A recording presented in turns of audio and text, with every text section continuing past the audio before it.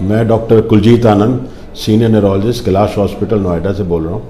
आज के दिन हम लोगों को एपिलेप्सी के बारे में जो भ्रांतियाँ हैं उसके बारे में अवगत करते हैं।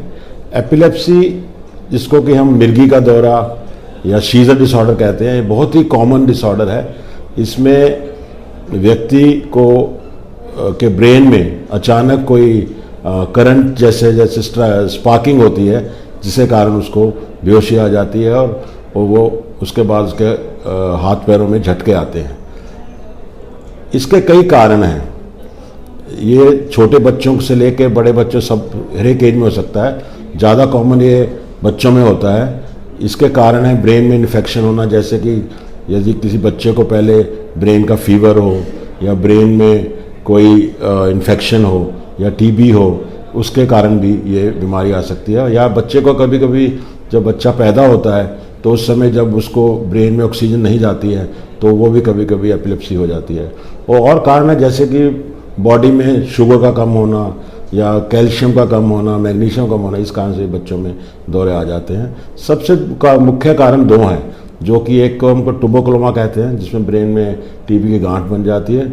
दूसरा हम कहते हैं सिस्टिक सर्कोसिस, जिसमें ब्रेन में कीड़ा, एक सिस्टिक सर्कोसिस एक कीड़ा होता है, उसके अंडे ब्रेन में चले जाते हैं जो ब्रेन के टिश्यू को इरिटेट करते हैं और उसका रूप एपिलेप्सी का रूप धारण कर लेते हैं।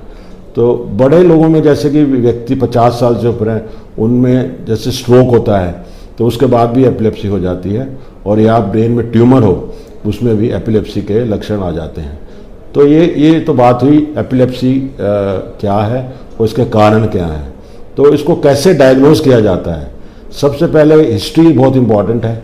एक अच्छी हिस्ट्री लेना बहुत इम्पॉर्टेंट है, क्योंकि ये जब भी किसी व्यक्ति को दौरा आए तो अपने जो स्मार्टफोन है उसको यूज़ कीजिए और तुरंत उसका वीडियो बनाइए, क्योंकि यदि वो वीडियो बनाएंगे तो हमें उससे बहुत सहायता मिलती है, पता लग जाता है कि ये किस तरह का दौरा है।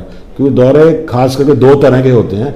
एक तो होता है फोकल, जो कि किसी दिमाग के एक हिस्से शुरू होता है, तो ये कभी कभी एक हाथ झटकना होता है या फिर पैर झटकना होता है या हाथ में कुछ करंट जैसे चलने की होता है। और दूसरा होता है जनरलाइज्ड, जिसमें व्यक्ति तुरंत बेहोश हो जाता है। तो बच्चों में एक दौरा होता है एब्सेंट सीजर, उसमें बच्चा थोड़ी देर के लिए खो जाता है, तो आंखें झपकता है, खो जाता है। ये दौरे दिन में 50 बार होते हैं, तो उसको एब्सेंट सीजर कहते हैं। और एक होता है बड़ा दौरा, जो कि जनरलाइज्ड सीजर कहते हैं, जिसमें व्यक्ति हाथ पैर झटकता है और उसका जबान कट सकती है और या यूरिन भी निकल सकता है। तो हिस्ट्री बहुत इंपॉर्टेंट है। यदि आप वीडियो इसका बना लें, डॉक्टर को बताएं, दिखाएं, इससे बहुत सहायता होती है। दूसरा, हम कुछ टेस्ट करते हैं, जो कि ईईजी टेस्ट है, हार्ट का ईसीजी टेस्ट होता है, इसी तरह ब्रेन का ईईजी टेस्ट होता है, जिससे पता लगता है कि दिमाग के किस हिस्से से स्पार्किंग या दौरे शुरू हो रहे हैं। और दूसरा, हम सीटी या एमआरआई करते हैं, जिससे पता लगता है दिमाग के किस हिस्से में खराबी है, किस हिस्से में ट्यूमर है, किस हिस्से में कोई गांठ है, किस हिस्से में कोई या सिकुड़ गया है हिस्सा, तो उससे पता लगता है। मैं doctor Varun Bhargava, senior consultant neurosurgeon, आज आपसे मिर्गी या एपिलेप्सी के संबंध में बातचीत करूंगा। ये ऐसा नहीं है कि कोई दुर्लभ विकार है। लगभग 8% पॉपुलेशन में किसी प्रकार की मिर्गी हो सकती है। मिर्गी अनेक प्रकार की होती है, जैसे डॉक्टर कुलजीत आनंद साहब ने बताया। ज़रूरी नहीं कि उसमें उसी तरीका, कई बार हमारी मांसपेशियां ढीली पड़ जाती हैं सिर्फ, कई बार हम कुछ देर के लिए बेहोश हो जाते हैं, कई बार हम होश में रहते हैं परंतु कुछ मांसपेशी अलग से फड़कने लगती है। तो अनेक प्रकार की एपिलेप्सी होती है। ये जो मिर्गी का दौरा है, इसे डायग्नोसिस करना बहुत ही आसान है। 90% केसेस में मरीज स्वयं या मरीज के रिश्तेदार इसको देख लेते हैं कि किस तरीके से मरीज को दौरा पड़ा। सिर्फ 10% केसेस में ही डॉक्टर की डायग्नोस करने में, लेकिन किस प्रकार का है ये डॉक्टर ही डायग्नोस कर पाते हैं कि किस प्रकार का है, क्योंकि विभिन्न मिर्गियों के अलग अलग इलाज होते हैं। कुछ जो भ्रांतियां हैं समाज के अंदर कि ये संक्रामक होता है, ये संक्रामक नहीं होता है, एक से दूसरे को एपिलेप्सी नहीं लगती है। दूसरा ये कि माता पिता से बच्चों को एपिलेप्सी आ जाती है, ऐसा आनुवंशिक 90 से 95% केसेस में नहीं होता है। यानी माँ बाप के अगर मिर्गी के दौरे आते हैं तो जरूरी नहीं कि बच्चों के अंदर ये आए। तीसरी बात, इसके अंदर कोई मरीज जो है उसको कोई पीड़ा नहीं होती है, किसी प्रकार की पीड़ा नहीं होती, कुछ समय के लिए वो बेहोश हो जाता है, जिस समय उसका ध्यान रखना जरूरी होता है, और दवाओं से वो ठीक भी हो जाता है, उनको बेहोशी नहीं रहती है। तो मरीज कुछ देर के लिए बेहतर, तो ये पीड़ादायक। चौथी बात ये है कि यदि व्यक्ति के मिर्गी है तो वह सामान्य जिंदगी दूसरे व्यक्तियों की तरह सारी जिंदगी जी सकता है, उसमें कोई समस्या नहीं आती है।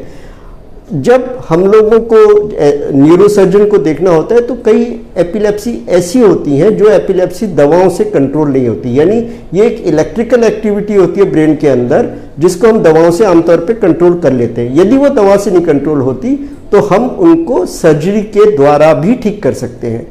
जैसे अगर यदि ट्यूमर है तो उसे हम निकाल दें, एपिलेप्सी खत्म हो जाती है। इसी प्रकार कोई फोकस है जिसको हम देख सकते हैं आज के द्वारा, एमआरआई में विभिन्न प्रकार के एमआरआई होते हैं जिसमें हमें पता लग जाता है कि फोकस कहाँ है, उस फोकस को निकाल दे तो खत्म हो जाती है। अगर ट्यूबरकुलोसिस है उसका इलाज कर दे तो खत्म हो जाती है। अगर कोई फीवर आ रहा है, बुखार हो रहा है, उसकी वजह से एपिलेप्सी, तो कुछ समय के लिए है, वो खत्म हो जाएगी। यदि आपके डायबिटीज की वजह से शुगर कम हो गई है और उसकी वजह से आई है तो शुगर ठीक होने का तो ये नहीं है कि अगर आपके एक बार मिर्गी का दौरा आ गया तो आप मिर्गी के मरीज सारी जिंदगी को बन गए।